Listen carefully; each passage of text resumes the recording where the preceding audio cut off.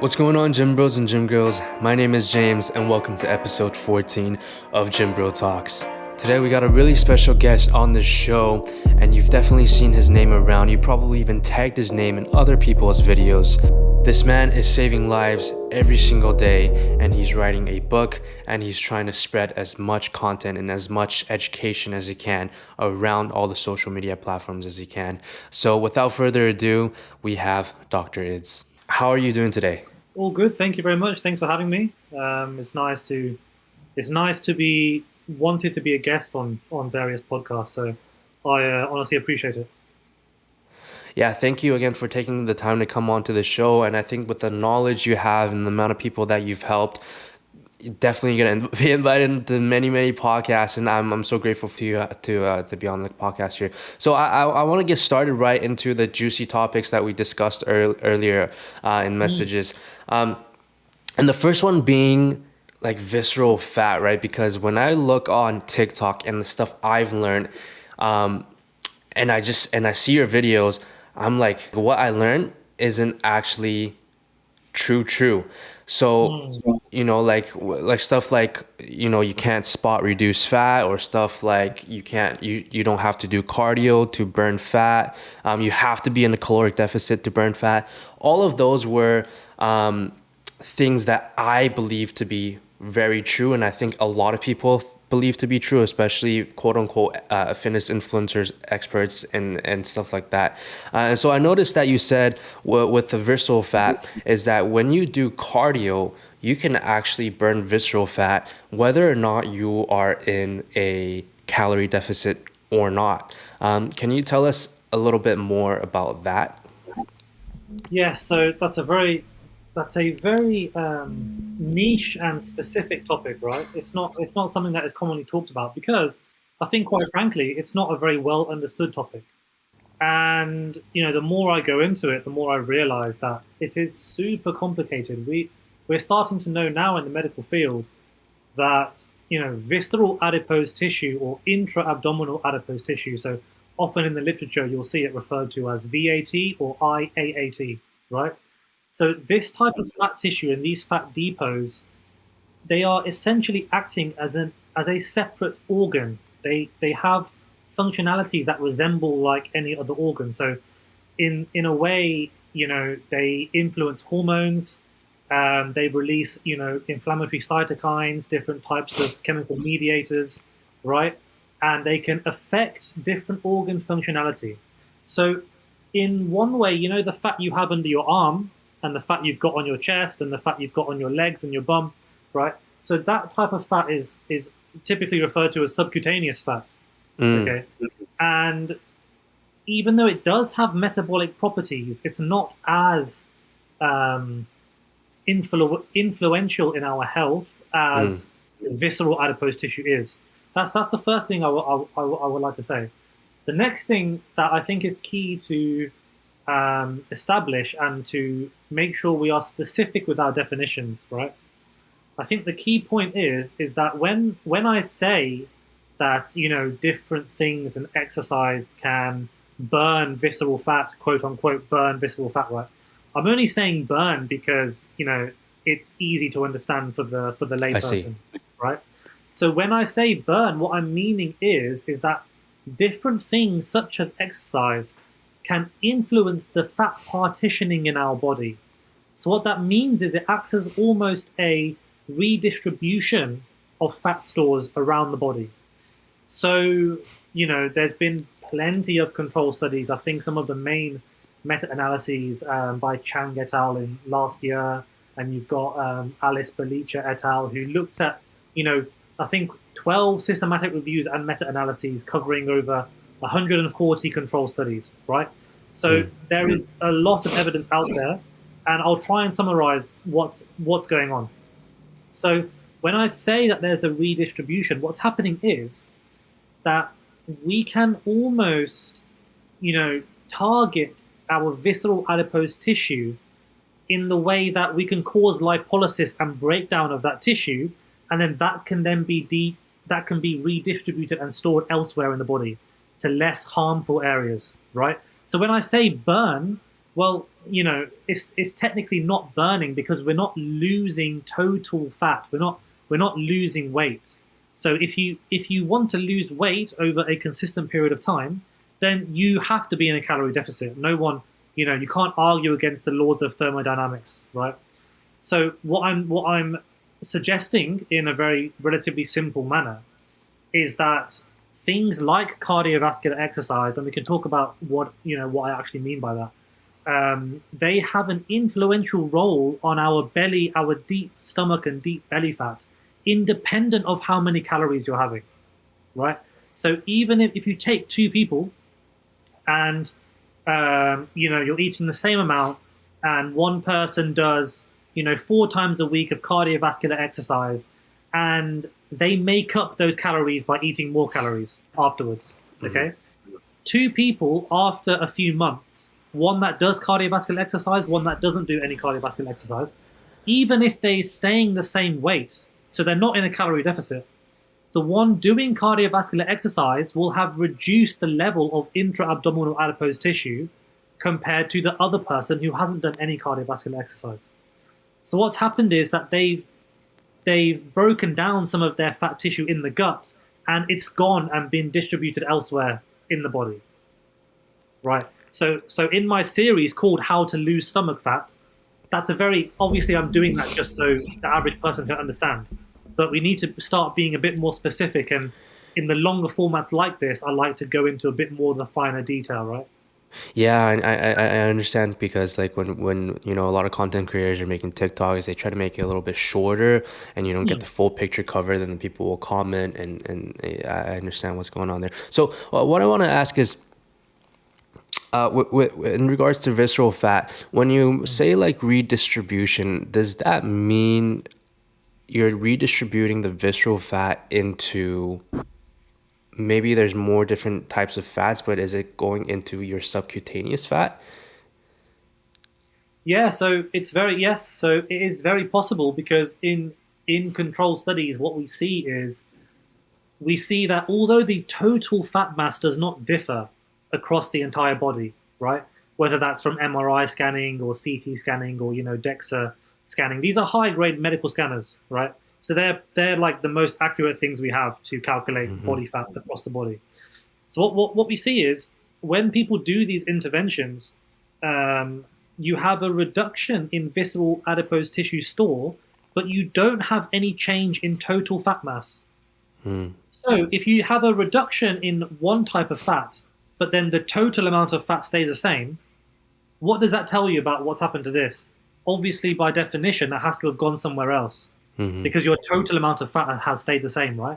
Yeah. So there are these mechanisms in place, which I don't know how deep you want to go into, but there are very intricate and complicated mechanisms by which exercise can moderate visceral fat levels. And for example, if I just briefly touch on one, just to give you an idea, there was a very interesting randomized control trial in 2019 that looked at obese individuals, and they prescribed them a cycling or exercise regime. I think it was 12 weeks, I'm not sure. And what they did was they gave one group a specific type of biologic drug. So it's a medication. And that was called, I think it was tocilizumab. And that's a type of, it's a type of anti-inflammatory biologic drug that acts on something called interleukin-6. Interleukin-6 is one of our chemical mediators that influences inflammation in the body, right? So the consensus is that it's a pro-inflammatory mediator, but it also has anti-inflammatory properties as well. And the reason why this is interesting, because in the group where you give the medication to, which targets IL-6, and they then went and did the exercise, compared to the group that never had the drug, but they just did the exercise themselves, the group that just did the exercise lost more visceral fat tissue compared to the group that had the drug and did the same exercise. So what that shows us is that interleukin-6 and the chemical pathways in our body play a role in how visceral fat is stored inside the gut. So we know that exercise mediates and it influences inflammatory markers in the body. So when you give that group the drug, for some reason, there's something going on at a cellular level that is preventing visceral fat being broken down. So we are now starting to understand that the inflammatory chemical pathways in the body, that is one of the mechanisms via which exercise can reduce visceral fat levels independent of, being in a calorie surplus or being in a calorie deficit.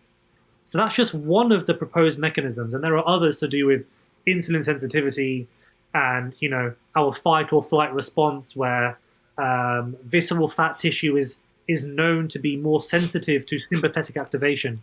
So when we activate our sympathetic nervous system, right, through things like cardiovascular exercise, the actual fat cells are known to be more responsive to that. So you'll get a preferential loss of fat from the abdomen rather than anywhere else. So obviously, like, this is very, very complicated, and it's super complicated endocrinology, specialist medicine topic. So they're just some of the finer detail behind why things are happening inside the gut and why it's being moved elsewhere. You see, I wanted to be a nutritionist. So for me, it was between nutritionist or business school, and then I ended up choosing business school because chemistry and biology and all of that jazz. But I'm still learning quite a bit now, especially from experts like yourself. So I wanted to There's ask. nothing, there's nothing stopping you from doing some high level qualifications, maybe some quite prestigious, online nutrition courses. You can get certified now. It's not too late. That's true. Yes. Yeah. I should look into. I did a course called Precision Nutrition, Yeah, which it's a good I guess a nutrition course for like personal trainers that want to help their clients get to their goals. But it's not so much. It doesn't dive in so much detail. of course. But yeah, I definitely want to try and up my level of nutrition for sure because it's so important and it's so complicated and complex as well. Yes. I do want to ask with in terms of burning visceral fat and burning fat as a whole, is Mm. it easier because when you're in a deficit, obviously you lose visceral fat and subcutaneous fat, Yeah. right? And so when is it easier to just burn everything off or redistribute that visceral fat first and then burn your subcutaneous? It's like what is like the fastest route or is it too Sure. complex? No, no, sure. So it's a good question, but it's multifaceted. So if we try and break it down just a little bit, so I'm sure you've seen, right, walking around. Have you seen people that are very thin on their limbs, very thin on their torso, very thin legs, but they've got a massive gut? Yes, beer bellies. Right. Yes. So these are what we call, pot belly or beer bellies or whatever, right? So these are people that have tremendous amounts of visceral fat that is making their belly stick very, very far out and wide, right? Yes. But they haven't got much fat anywhere else. So what's going on, right? So we know that losing weight, even though you will lose some visceral fat, if you have a large gut, which many people in the Western world do now, because of our dietary habits, because of alcohol intake, because of things that influence visceral fat independent of calories, right? If there wasn't an independent effect on visceral fat, then why do we have disproportionate big bellies? Surely everything should come off in the same proportion, right? But Mm, no, people think way too simply.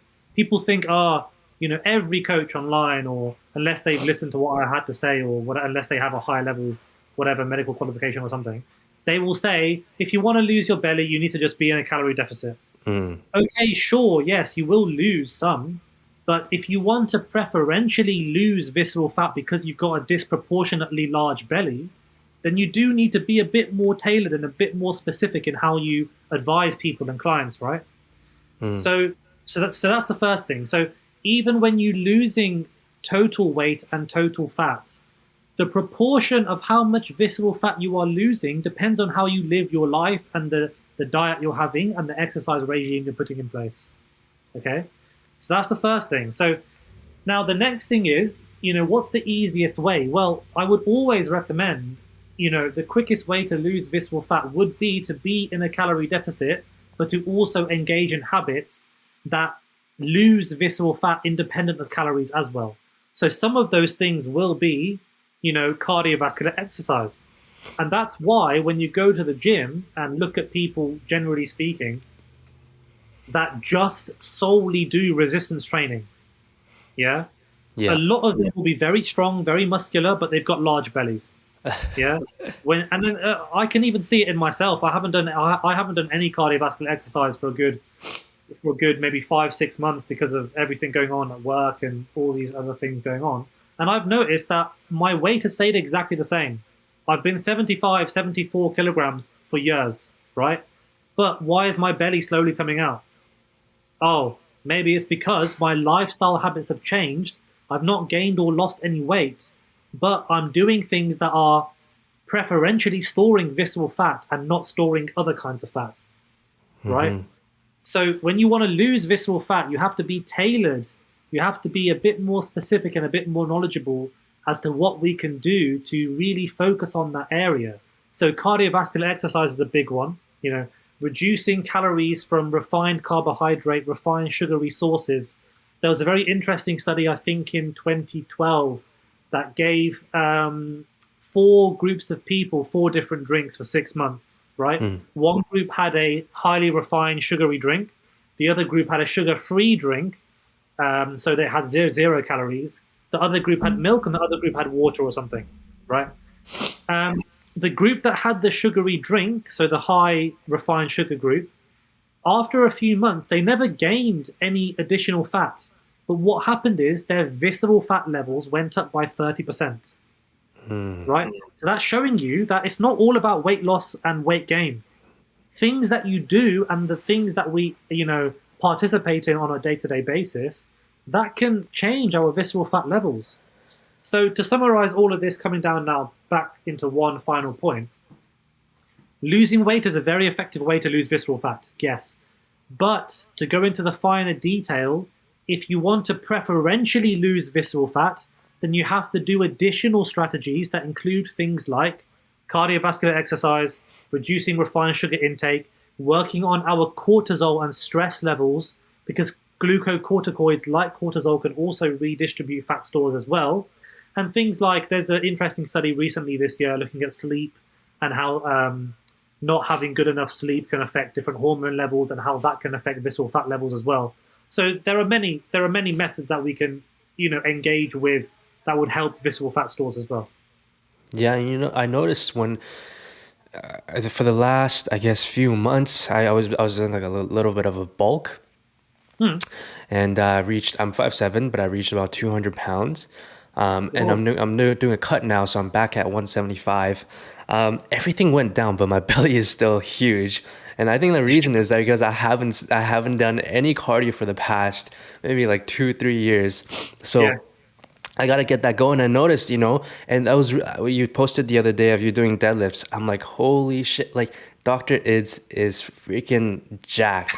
You don't expect that, right? Like on TikTok, you see a doctor, you got the stethoscope, you got your outfit on, and it's just like the upper portion of your head, so people don't expect it. And I'm like, oh my goodness, that's insane. The thing is, what you've noticed probably with my content, and a lot of other people have, is I don't like to put anything personal about my life on there. I don't even put my real name on there, right? Right. I don't put anything about what I do in my day-to-day life, like, a day in the life of a doctor or whatever. And the reason why I do that is because I want you to listen to my words and my evidence, independent of what I can lift, how big I am, what I do in my day-to-day life, how I treat patients. I really try to remain objective because we see a lot, especially, and I know you will know this as well, Yes. especially in the fitness community, even including lots of people that you've also interviewed and had on the podcast as well. People will believe them purely because of how they look, right? Because they're posing in the mirror, because they're doing a double bicep flex, because they're showing how they can lift 140 bench press or whatever, I don't want any of that influence. Even though I'm not very big, I'm not very strong compared to many people, I know I do have strength, and I have worked out consistently in the past. I'm not working out anymore, but the point is I have done, and I have gotten to a point where I can lift about 3 times my body weight, right? Whereas I don't want that to influence what people are listening to my words and how they're engaging in my information. That's why we are at the wall where I do my videos anyway. I do my videos here. Yeah. Mm. From my background and what you see around me, you can't understand anything in my life. The Mm. only thing you have that I'm offering you is my words, my evidence, and my knowledge. Mm. Right? So if you're the type of person that thinks objectively, then you will realize that how someone looks and what they do in their life does not make the slightest bit of difference as in relation to the information they are providing for the public. So that's what I try to do, and I try to stick to that. But I want people to objectively assess what it is I'm saying and not look at any other factors. But occasionally, I have a couple of times given in to the bait. People have baited me saying, "Oh, why would I listen to a doctor that doesn't lift?" And I'm just thinking, just because I haven't shown you me lifting, why does that mean I don't lift? And Yeah. also, even if I didn't lift, what's that got to do with the information I'm telling you? Mm-hmm. It's got nothing. It's got nothing to do with it. Because if you look at the hierarchy of evidence, anecdotes and personal experience is not even on the list. It's below animal studies. When someone Yeah. cites a Yeah. rodent study, it's what you say happened to you is even lower than that. So, so why would I talk about my own anecdotes? I don't do that. That's man, like, because I understand what you're saying, because a lot of these quote unquote experts, fitness influencers, they'll look a certain way, but then they'll talk about, uh, you know, because the information you've provided today is not something that everybody knows. And so it's just this is why I really want to spread your information, because I think it's so valuable, and we want to try and create a more knowledgeable environment on TikTok and other social media platforms, because there's so much clutter on there. Yeah. But yeah, thanks again. I want to move on to the next topic, if that's okay with you. Cool. So I want to look now into artificial sweeteners. You got stuff like your sucralose, aspartame, and different sweeteners. And what I want to ask, I think the biggest curiosity in this topic for me is, do they have any side effects? Because you get people saying like, oh, your body will react to it the same way it reacts to sugar, or it's bad for your guts, or it causes cancer. And I know you debunked these with a bunch of videos already, but I think it's also very important to know. So if you could kind of go into it a little bit more as well. Yeah. So sweeteners. Oh boy. I think every month, every 4 6 weeks, I have to put out another video about sweeteners, because it just seems like the misinformation just does not stop. I think people have been so ingrained into believing they are poisonous, they're cancerous. I've even heard people say that you're better off having the full sugar version than you are Yes, I've literally read that. to have sweeteners, right? And like the logic just isn't logicking in my head, like, so there are many facets to this discussion. I think firstly, I just want to say that artificial sweeteners as a general, umbrella term, there are loads of different types of sweeteners, and we do not have the time to go into. Honestly speaking, I've only looked into probably 4 of them in refined detail. I can't tell you the evidence base for many of the others because I haven't had the time to go into them.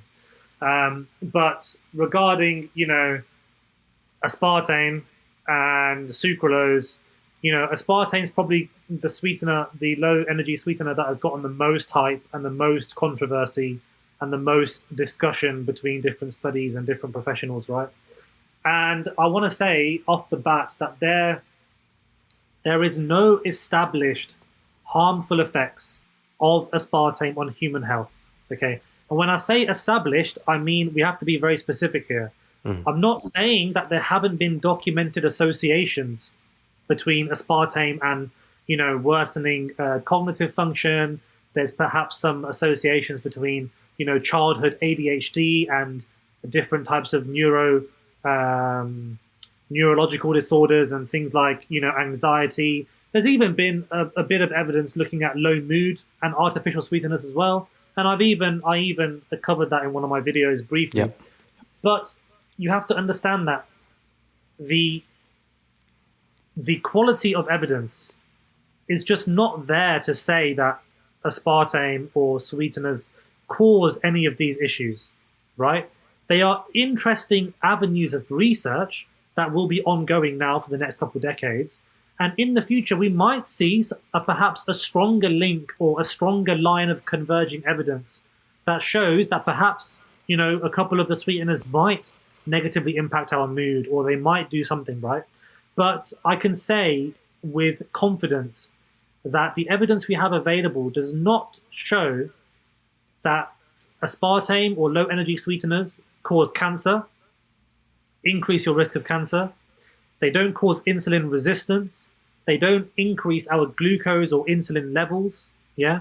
What I will say is that the brain does have a mechanism in place that when it tastes something sweet, we have something called a cephalic or a cephalic insulin response, right? Where it's a tiny bit of insulin in preparation for something sweet to enter the body, right? But once it realizes that there's no glucose entering the bloodstream, yeah, that initial reaction will just stop straight away.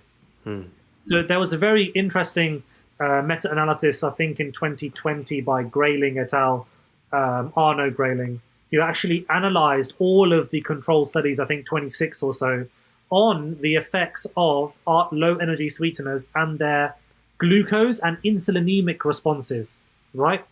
The total area under the curve, looking at the release of insulin and looking at the release of glucose, shows that there's no difference, there's no actual net increase, and the sweeteners do not have an insulinogenic or a glucose differing response, right? So I don't think that's something we have to worry about. And, people will often criticize the study and talk about funding, and that's a whole nother issue down the line. But generally speaking, when you've got a couple dozens or more of randomized control trials coming to the consensus that sweeteners don't increase insulin levels, then you can be confident that that's what the evidence shows, right? So that's about the glucose issue. The cancer issue is just a stupid one because, yeah, when you inject, rats with 500 times the dose that is found in the human diet directly into the eyeball, then yeah, of course you're going to cause cancer, right? But that isn't what we're doing here. You're having a very, very tiny amount every day. Yeah, you could hypothesize that it would take, a couple dozens of cans of Coke with high levels of aspartame, for a couple dozens of years or a couple decades for you to have any increased risk of anything. But no one does that, right? So no one does that in real terms. So to summarize what's going on, essentially, I like to discuss artificial sweeteners because in the Western world, I think it's estimated that around 15 to 20% of our total energy intake comes from sugar-sweetened beverages and highly refined carbohydrate sources, right? So imagine if everyone in the West replaced those sugary drinks with low-energy sweeteners, yeah, you can see the massive difference in obesity levels, metabolic syndrome, fatty liver disease, cardiovascular disease risk, right? So the reason why I talk about it a lot, I'm not saying because it's better than water. What I'm saying is for people that like myself, what's in this? This is low energy squash right here. I love the taste so much that this encourages me to drink lots of water. Right. If I never flavored this drink, I wouldn't drink as much water because I'm not really a fan of water, right? But things like this and encouraging people to enjoy what they're drinking for no calories and for no documented harmful effects is a very, very positive thing because it helps you curb the desire for highly refined sugary drinks, for, empty calories, we call it, right? And I want to briefly just mention this this new meta-analysis, I think of 17 studies that was released this year recently, that actually compared what happens when you take people that drink sugary drinks and you either replace it with artificially sweetened drinks or water, right? And what happened is, because of the things that we've talked about, such as, people actually liking these drinks, what happened was the people that went from the sugar to the artificial sugar, they had better improvements in health markers compared to those that went from the sugar to the water. And that's likely because people that went from the sugar to the water, they were craving that, I need something sweet in my life. Like, what can I do? Right? So they were perhaps compensating by having more cookies, biscuits, chocolate, sweets, right? So obviously the improvement in health is not going to be as great as if you went from sugar to artificial sugar, where you're curbing your appetite, you're curbing your cravings for the hyperpalatable foods. And what we saw was, I can't remember the exact biomarkers now, but I think there was an improvement in blood lipids, there was an improvement in fasting glucose, insulin levels, and body weight and body fat. Yeah. So when I did a video on that a couple months, I think about a month or so ago, people were like, "Oh my God, Dr. Ids is saying that, aspartame is better than water." No, you're not listening to what I'm saying. This is where people take one of my sentences and they pull it out of context, right? What I'm saying is, if you're someone that likes sugary drinks, going to artificially sweetened drinks might be a very good tactic to improve your health. Right. Purely because it will encourage you to reduce your total calorie consumption, your total refined sugar consumption, and therefore improving your health. More so than if you went to water. So yeah, that's the lowdown on sweeteners. And I get really frustrated where people just, they say that I'm saying something that I'm not, or they're saying, "Oh, you can't say it's completely safe." I'm not saying it's completely safe. What I'm saying is that human evidence we have today does not validate any concern or any serious concern in humans, right? And it's not due to a lack of data. We have a lot of data. We have many, aspartame's been around for 30, 40 years. Yeah. We have several decades worth of human research showing that if there was something serious, by now we would have found it 100%. 100%. Makes So you sense. have to understand there's a difference between not having evidence and having data that doesn't align with the claims that are being made. Right. Yeah? So if I said to you, there will never be a talking tree. Yeah? We do not have the evidence to say that there is a talking tree. That is something different because we haven't done studies that are assessing all the different types of trees and whether they can talk or not. Yeah? Yeah. That is a lack of data. So we don't actually know. We can only hypothesize. But when it comes to sweeteners, we have the data. So that's why we can confidently say that there are no serious side effects at present. So that's the difference when people argue, "Oh, well, just because there's no evidence now doesn't mean there won't be in the future." You're missing the point that we have plenty of research. And what the research is showing, no serious or no high associations between adverse health effects and sweetened drinks. Wow, that was a lot of information. I love that. So I did say that I can't give you a 2-sentence answer, right? I can't. yes, no, definitely take advantage of the longer platform. I think I know a lot of people they'll put on my podcast on their drive to work, and so they'll definitely listen to the whole story. Thought that came up in my head was I never thought of this, but I think you mentioned if like we replaced all the sugars or refined sugars, stuff like that, with sweeteners, we would see like obesity rates and a lot of things come down.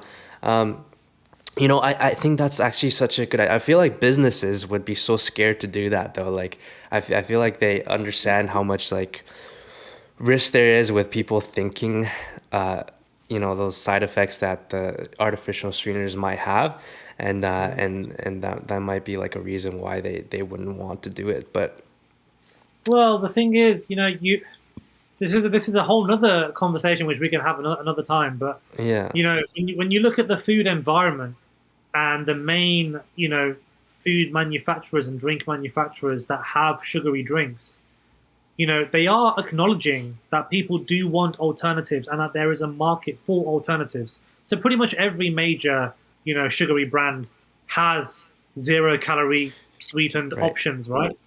And I think with the education that is happening at present, the food environment is perhaps moving towards that way, but sugary sweetened beverages and highly refined processed foods, they have such a pivotal role in the food environment. They have such an important role that we won't. I don't think we will see a complete cutoff anytime soon. There are so many political, economical things at play. Food calorie scarcity, food quality scarcity, accessibility to healthy options, food poverty. There's so many things at play where there's no simple solution. But I do think that with the dissemination of information like we are doing now, we can start to encourage people that, it's okay to go down the artificially sweetened route. And it is a viable option if you do want to do that. So, yeah. Okay. Yeah, no, thanks so much for that. That was a lot of good information. I'm sure people who listen to this, I feel like almost like more than half of the people will have that stigma around artificial sweeteners. So it's good that this information is being spreaded now. Yeah. Now, into the next juicy topic, Okay. cholesterol.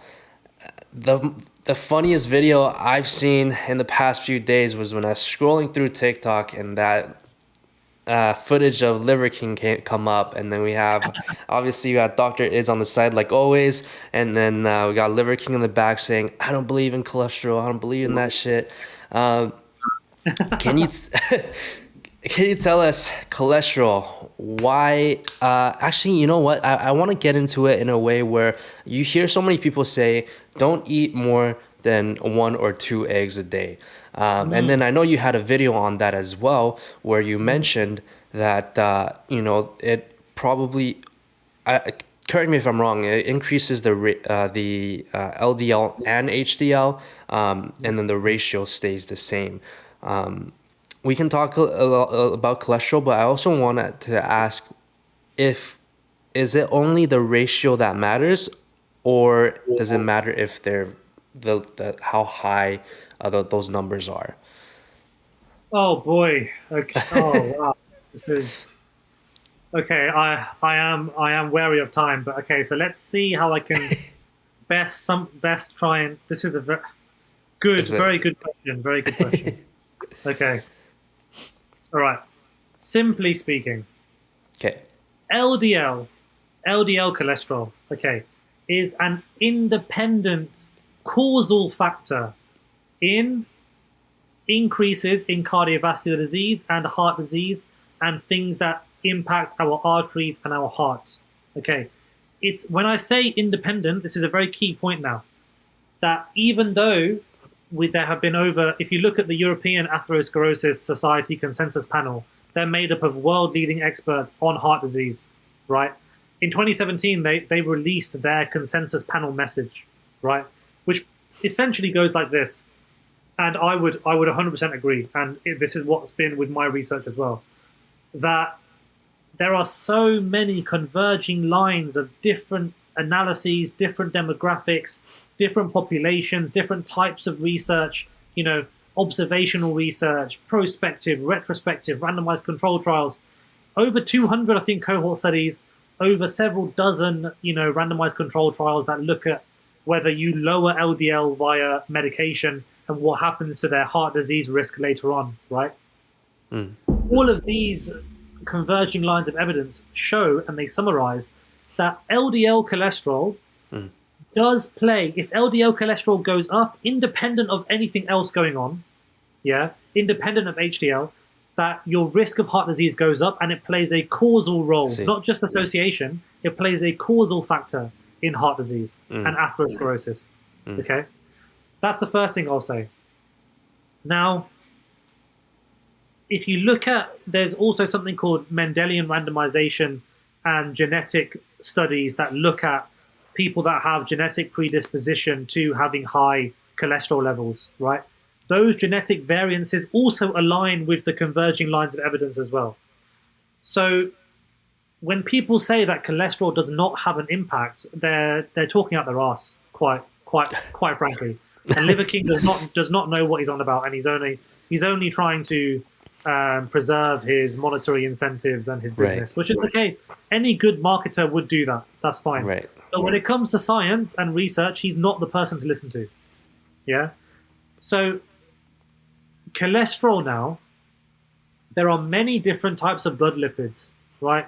Triglycerides, total cholesterol, you got LDL, you got HDL, you got the TG ratio, you've got, all different kinds of ratios. And people are even looking at, the very small particle sizes and very large particle sizes, right? Very low LDL and very tiny ones as well. Essentially, it gets very, very complicated.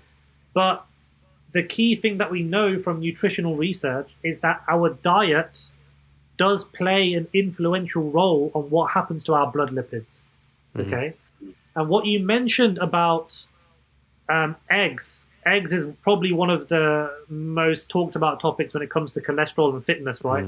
Because people love eggs. They're a very good protein source. They're a very staple morning protein source, right?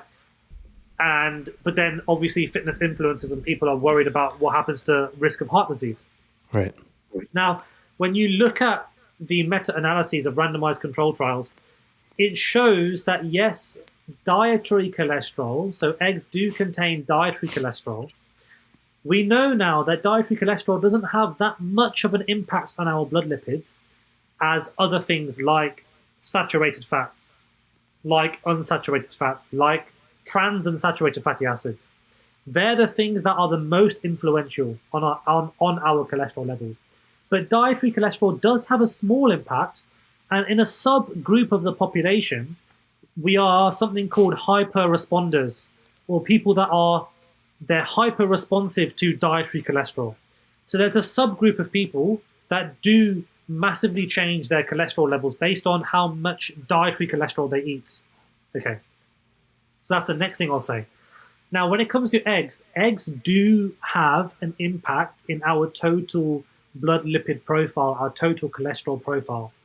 But when you look at the outcome data, so not the mechanism, but when you look at the outcome data that looks at egg consumption with heart disease or stroke or cardiovascular events, there doesn't seem to be an association there. So even though egg consumption does impact our blood lipids, because of perhaps other nutrients, because it's very rich in different minerals and vitamins and high protein intake, it might play a role in helping people, reduce their risk of obesity, managing their weight. Because of all of these mechanisms happening alongside egg consumption, there seems to be the mitigated effect on heart disease risk. Okay, so that just shows you how complicated something like cardiovascular disease is that you can't just look at the effects on one thing and then say that it has worsening outcomes for your heart. Because you don't just consume dietary cholesterol in isolation. Yeah? You consume foods in the food matrices, or the food matrix that we call it. And the interesting thing about nutrition is it's very hard to underpin the exact effect of a single nutrient, because within food, you don't just have a single nutrient. Right. You don't consume food in isolation. You have to take into account the effects of all the other nutrients in that food. So egg is one of those things that appears to be, generally speaking, protective against disease and not harmful because of everything going on within the egg. Thank God. So yeah. So I mean, generally speaking, the average person does not need to worry. But if your doctor has noticed that you might be genetically predisposed to having high levels of cholesterol, you might be a hyper responder to dietary cholesterol, then, based on your own personal medical advice, it might be wise to reduce your egg consumption. Yeah? So some simple strategies might be, instead of having a 4 whole egg omelet in the morning, why don't you have 2 egg whites and 2 whole eggs? Yeah? Yeah. You will barely recognize a difference in taste, to be honest. because just one whole egg will give you that kind of creamy texture anyway. Right. But yeah, so that's some of the nuance behind egg, cholesterol, heart disease, all of the different lines of merging evidence looking at heart disease risk. So just to summarize,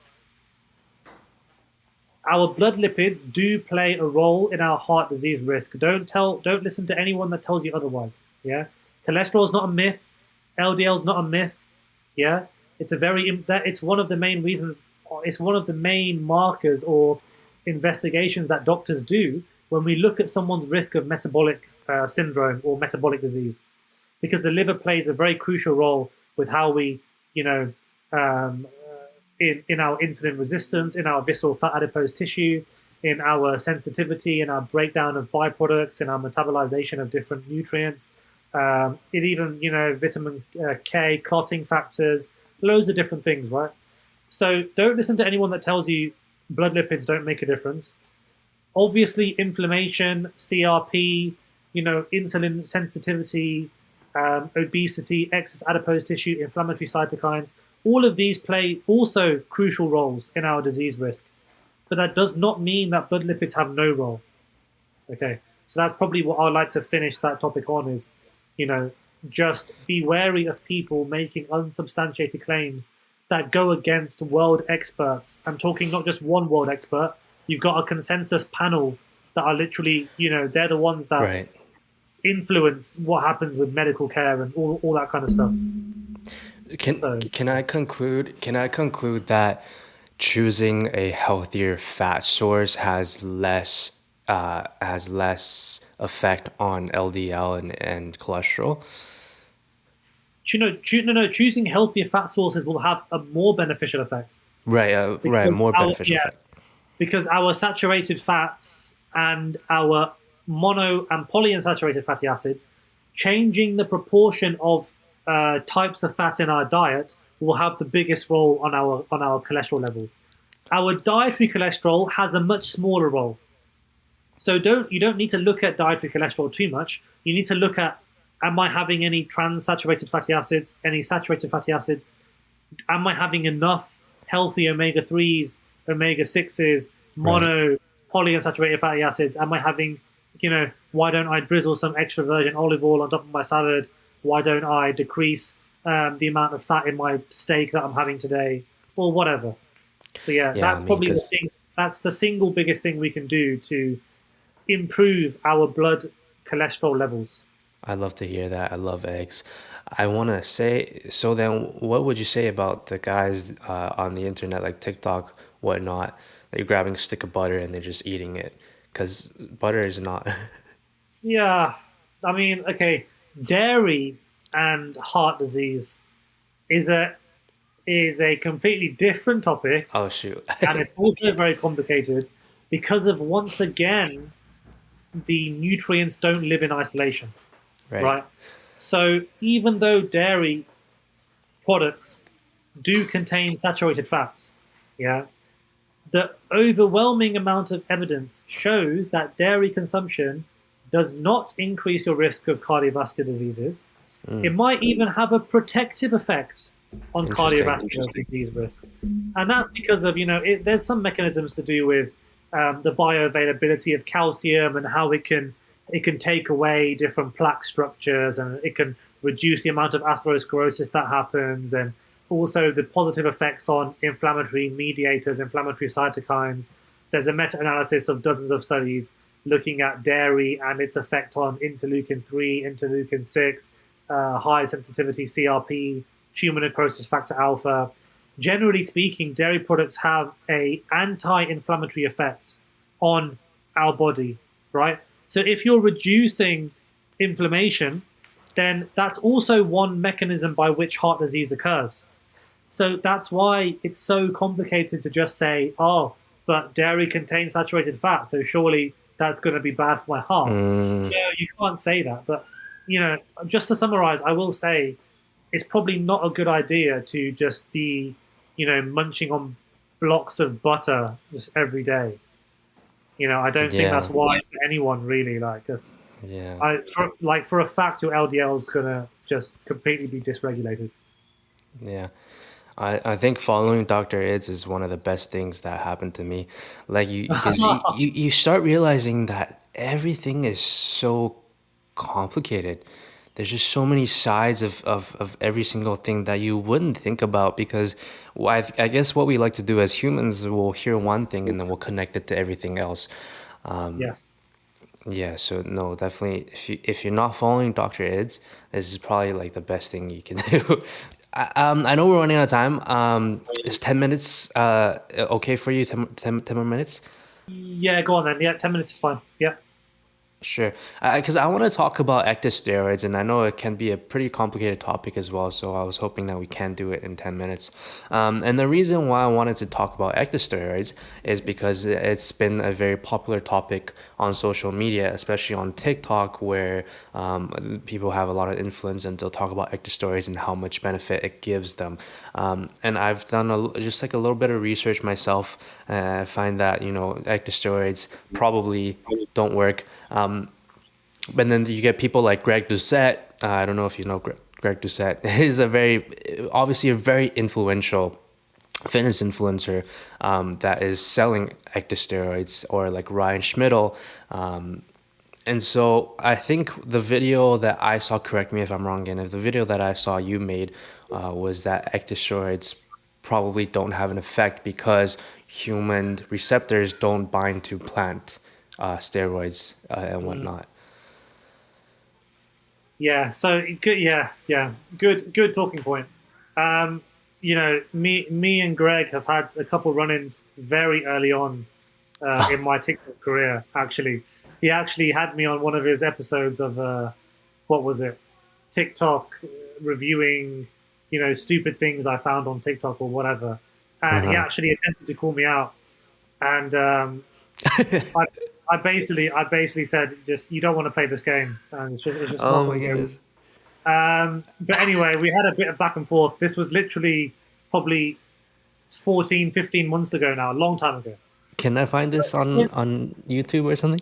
Yeah, I think he'll still have the video back then. If you look at his TikTok series, he basically responded to one of my really early videos where I said, "Stop telling people that a calorie is a calorie," right? And he basically strawmanned the argument and said, "Oh, but a calorie is a calorie." I said, "Stop telling people a calorie. I'm not saying that they're not all equal. It literally it's a measure of energy. All I'm saying is that different calories have different effects on the body. That's literally all I'm saying." But anyway, then we had a bit of back and forth. So I feel, me and Greg don't really see eye to eye, and I know I have seen that he does push unscientific things, and when you really try to get him to discuss the science, it's clear that he doesn't really know much, which is fine. Once again, he's a marketeer like Liver King is as well, but that's fine. I wouldn't engage in long conversations with him because the thing I like saying is I like saying it's like playing chess with a pigeon. Yeah, you can come up with the best master plan, and you can have the best move in the world, but then when it's the It's not gonna pigeon's matter. turn, the pigeon will just strut around and knock a few pieces over and think it's won. So it doesn't matter what you say or how you present it, right? So ignoring that, let's talk about ecdysteroids, ecdysterone, turkesterone, right? Now, the reason why it's gained a lot of traction, I think, in the past couple of years, is because this study in 2019 by Eisenman, or Edward Eisenman, right? This study is an isolated study that basically took, I think it was maybe 46 people, and I think it maybe was an 8 to 10 week program where they supplemented with one of the ecdysteroids. I can't remember which one, but basically they found that there was an increase in hypertrophy outcomes, strength outcomes, right? And the way in which they discussed the mechanisms was very kind of airy fairy and not really going into the nuance. And if we look back now before 2019, and we look at a study in '06 by, I think, Colin et al. In '06 that looked at athletes, and they looked at sprint peak performance and hypertrophy outcomes and androgen levels and different hormonal outcomes. They found that 8 weeks of supplementation made no difference to any of them. Okay, and as you said, the plant steroids, the ecdy part of the word comes from, I think it's something to do with insect growth factors and how it's like it works with the plant specifically. Basically, there's lots of studies looking at animal models and plant models where it does show that there's an effect on some of the processes of molting in the insects, and that's called ecdysis or something. So essentially, when people try to attribute the effects that we see in animal models and plant models to human evidence, you then are crossing a line that's not substantiated, because there's conflicting evidence in human research. There's only one human study that shows any improved outcomes, right? And you've got to be very, very careful hanging your hat on one study. You can't do that, especially when there's previous research which might be a bit less biased. That's hard to say. I can't say for sure. When there's previous research going against those results. So to summarize, what I like to think is a lot of these anecdotal claims that people have made, my bench went up by 20 kilograms, or my deadlift went up so big when I started taking testosterone. What I'll say is that placebo is a very strong thing. It's very, very strong. It's well documented in dozens of studies showing a placebo pill. If you think it will work for you, boy, it's going to work. Your strength is going to increase. Your speed is going to increase. Your hormone levels can also increase because the brain is so powerful. Yeah. Interesting. If you believe it'll work. So whilst I don't like to invalidate people's personal experiences. If you got stronger, you got stronger. You can't argue with that. Yes. My issue is that if you're saying that it's because of the supplement you're taking, or if you think that you've perfectly controlled your life for 2 months and everything has stayed the same, right, all your blood markers have stayed the same, if you think that you've done that and the only thing you've changed is taking this supplement, then I'm sorry, but you don't understand how research works. There's a reason we have research studies, because anecdotal evidence makes no difference, right? Yeah. So I'm not saying that you can't have an improvement in your strength and in your gains taking that supplement. What I'm saying is we can't say that improvement is due to the thing you're taking. We have to look at other factors in your life. We have to look at the placebo effects, yeah? And that's why we do double-blinded, randomized control trials where you give half of the people an actual placebo and the other people don't know whether they're taking it or not, right? So that's the best way. That is, so in all top quality pharmaceutical supplement studies, you have to do a double-blinded trial, because otherwise you don't know whether it's from placebo or not, right? When you tell someone, if I gave you this a magic pill, or I gave you this drink and I said, this little portion of squash will increase your testosterone, it will make you, go up a plate in your deadlift, it will give you 20 kilograms on your bench, and I said, see what happens over 6 weeks, yeah? You're going to go out there, you're going to train super hard knowing you're taking some super soldier serum, yeah? But little did you know, it's a bit of squash in a bottle. Yeah. It's not gonna do anything. Yeah. It's so interesting to learn how powerful placebo is and how powerful your brain is. I had no idea. And I want to say, like, one of the possibilities could be that, in terms of holding every variable constant, is for me, when I buy a new supplement, I get so much more motivated to work out and try and transition my diet to a better high protein diet. And so that I guess that also, plays a part in why you're seeing more results, with ecdysteroids and whatnot. And the other interesting thing is that when we buy something that has value, right? Say we bought a supplement that was £2.99. Yeah. Yeah. But it was the same supplement as if it was £100. Yeah. When you've spent £100 of your hard-earned money and you're taking something yeah, Right.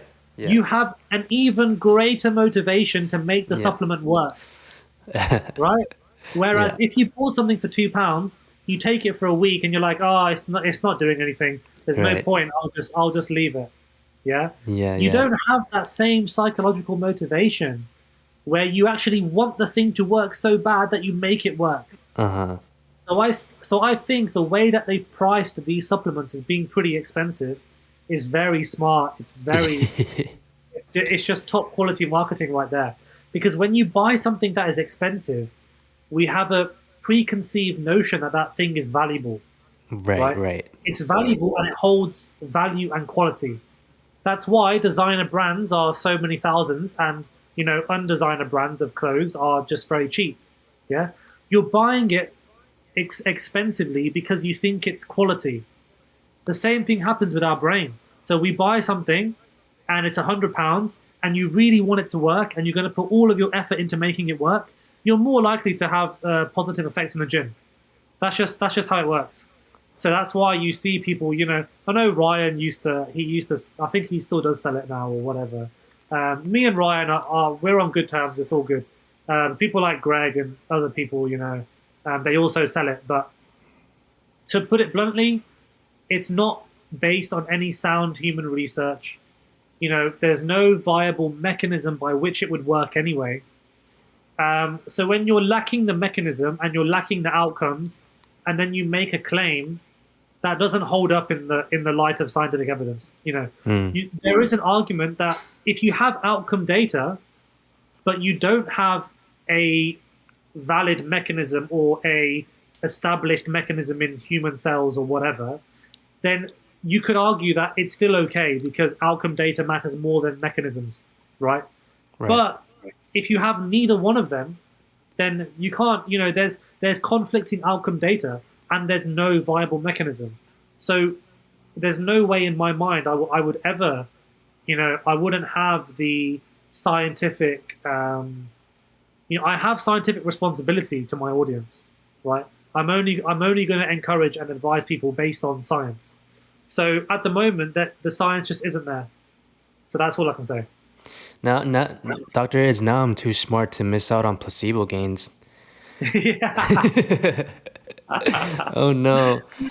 No, no. Actually, interestingly, even if you know that something is a placebo, it Yeah. it can still help. Interesting. It can, yeah. It's very weird. I'm not quite sure how it works, but there's a lot of evidence showing that even if you tell the group that it's a placebo pill, Huh. they still benefit. So Wow. yeah, don't worry. I Psychology. haven't I haven't I haven't killed all your gains yet. Don't worry. Thanks. So anyway, we just hit the an hour mark. I don't want to keep you for too long. I know you got a really busy day ahead of you. There's And another I do one. want, So yeah, I do want to say that, I want to say my main goal really is to try and spread information and actually help people. And I know it was a video I made and a lot of people tagged you in it. And then we get the Dr. It's comment, no, this is not how it works. That was funny. But I want to say, feel free to literally, comment if anybody ever tags or you come across it and it's not the information I spread is not correct, that please feel free to comment and let me know because I personally really want to spread the truth. Yeah. and I can see that. Honestly, thank you. I think what you're doing is very valuable to the community because fitness podcasts in general are very heavily rooted in misinformation and pseudoscience. Mm. So I think having a genuine approach where you're okay to be questioned and okay to be conversing with people that perhaps might be a bit more informed on a specific topic. I think that shows that you genuinely want to help, and I think the caliber of people you're having on as well is also a very good sign. So I think, yeah, keep it up, and this is a very good thing you're doing. Yeah, thank you so much. I love to learn. I like to try and be a sponge and absorb all the information I can. And I guess I want to try and be more critical now because of the complexity of certain topics. And I think it's important to think about what I actually hear and what I actually absorb. So thanks so much for coming on to the show again today. Is there any last words you kind of want to tell the audience? Yeah, I think just a nice thing to finish on is you know in the fitness, health, nutrition space. you know, if someone is making a claim, yeah, and they don't provide evidence for it, and when you ask them, they resort to personal insults, ad hominems, they hesitate from citing their Mm, sources. These are all very big red flags, and you've got to take these people with a mm, pinch of salt mm, because either it's an arrogance issue, either it's a issue of not being able to appropriately critique evidence or the science, or perhaps that whatever they're saying is purely rooted in misinformation. You need to be careful and be analytical and critical with how and who you absorb information from, right? So, I'm not saying everyone needs to cite evidence in every video. All I'm saying is that when someone is questioned and when someone is asked to cite evidence, if they don't provide it and they resort to changing the subject, then just be careful. Be careful and tag people in it and ask for people's opinions. This is why I get tagged in 200 videos a day. You know, I mm. can't respond to everyone, but Right. I do try to look at trends and I do try to help people out.